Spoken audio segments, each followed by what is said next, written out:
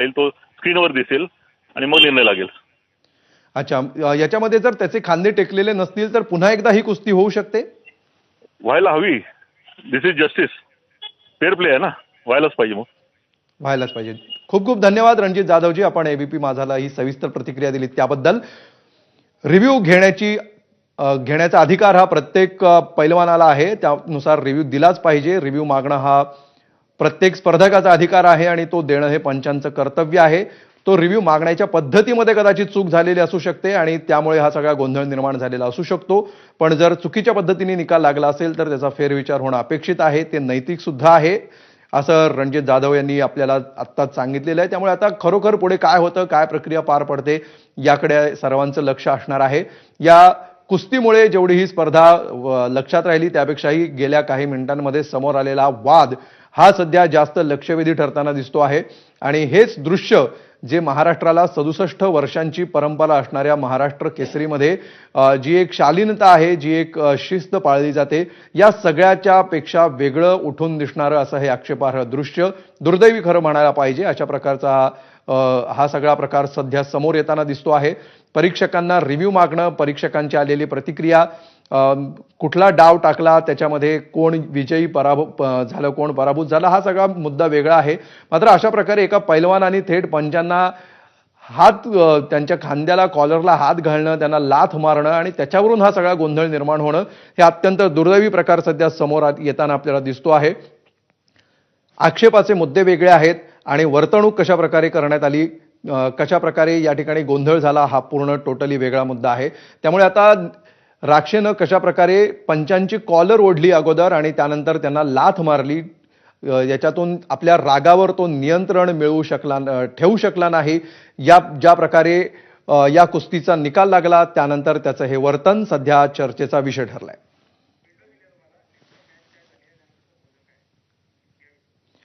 तर आता आपण बघूया नेमकी ही मॅच काय झाली. निकालाचा जो क्षण आहे तो क्षण सध्या आपल्यापर्यंत उपलब्ध झालेला आहे. निकालाचा हा क्षण. डाक लावायचा प्रयत्न,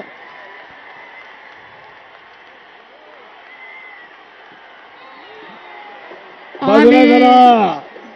विजय विजय हो, विजय शिवराज राक्षेला डाव टाकून खाली पाडलं आणि हाच तो डाव आहे जो सध्या वादाचा विषय बनलेला आहे. ज्या प्रकारे जमिनीवर, मॅटवर, गादीवरची ही कुस्ती आहे, मॅटवर त्याला उचलून खाली पाडल्यानंतर आपले खांदे टेकले नाहीत असा दावा त्याने केलेला होता. आता या दृश्यांमधून सुद्धा त्याचे खांदे टेकले की नाही ही गोष्ट वेगवेगळ्या अँगलनी बघितल्यानंतर स्पष्ट होईल. तो पंचांचा अधिकार आहे, त्याच्याविषयी इतर कोणी बोलण्याचा तसा प्रश्न येत नाही. मात्र नेमका तो क्षण काय होता हे सध्या आपण पाहतो आहोत. यामध्ये त्याची खरोखरच दोन्ही खांदे टेकले की नाही, पाठीचा नेमका किती भाग मॅटला टेकला, एक खांदा टेकला की दोन्ही खांदे टेकले, हा सगळा टेक्निकल मुद्दा आहे. सुरुवातीला जर आपण बघितलं तर त्यानुसार त्याची कंबर टेकली आणि पाठीचा काही भाग टेकल्याचं आपल्याला प्रथमदर्शनी दिसतं आहे आणि त्यानंतर थेट त्याला विजयी घोषित करण्यात आलेला आहे. कॉमेंट्रीमध्ये आपल्याला ऐकायला येतंय की त्याला खाली चितपट केल्यानंतर पुढच्याच क्षणी तो विजयी असल्याची घोषणा देखील झाली. पुन्हा एकदा ऐकूया. सूचना देत आहेत. डाक लावायचा प्रयत्न.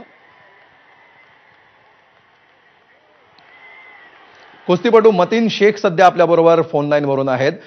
मतीनजी, निकालाचा क्षण सुद्धा आपण पाहतो आहोत आणि शिवराज राक्षेकडून जो दावा केला जातोय की माझे खांदे टेकलेच नव्हते तरी सुद्धा माझा रिव्ह्यूची विनंती मान्य न करता पराभूत घोषित करण्यात आलं, कसं पाहताय आपण याकडे?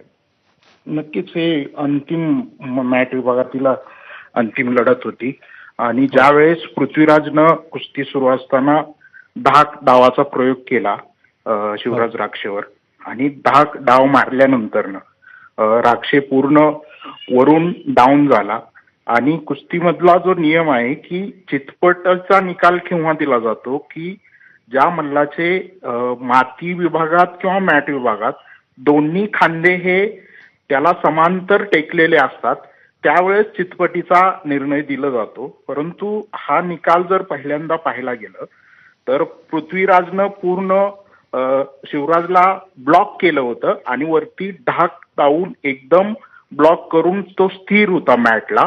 परंतु पंचांची एक चूक या घडीला अशी झाली म्हणता येईल की जो निकाल होता तो निकाल खूप लवकर पंचांनी दिला. थोडा अवधी थांबायला हवं होतं. दोन्ही खांदे समांतर मॅटला टेकलेत की नाही हे त्यांनी पाहायला हवं होतं. ज्यावेळेस दोन्ही खांदे टेकलेले नसतात, एक खांदा थोडासा किंचितचा वर असतो, त्यावेळेस थोडंसं हात आतमध्ये घालून पंच चेक करतात की दोन्ही खांदे समांतर टेकलेले आहेत का नाही मॅटला. परंतु पंचांनी थोडासा किंचित हात घातला आणि लगेच काढला आणि लगेच निर्णय दिला. तर इतकी गडबड नको व्हायला हवी होती आणि जो निर्णय आहे तो लवकर दिला गेला. 4 गुणांची जी ऍक्शन होती पृथ्वीराजची ती अगदी बरोबर होती.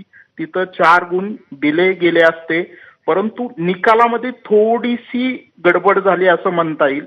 थोडंसं पंचांनी थांबायला हवं होतं आणि जर थोड्या वेळ थांबला असतं तर निकाल आणखीन स्पष्ट प्रेक्षकांना दिसला असता आणि निकाल वेगळा देखील लागला असता. परंतु त्यानंतरची जी शिवराजची मागणी होती की रिव्ह्यू दाखवा, तर देखील मान्य करायला हवी होती पंच कमिटीने आणि एकूणच गडबड गोंधळ खूप उडाला तिथं. आणि त्यानंतर शिवराजनं जी कृती केली ती देखील चुकीची कृती आहे असं म्हणता येईल की पंचांवर आपला रोष व्यक्त करणं एखाद्या हिंसक पद्धतीनं ते देखील चुकीचं आहे असं म्हणता येईल आणि एकूणच ही गडबड गोंधळाची स्थिती निर्माण झाली.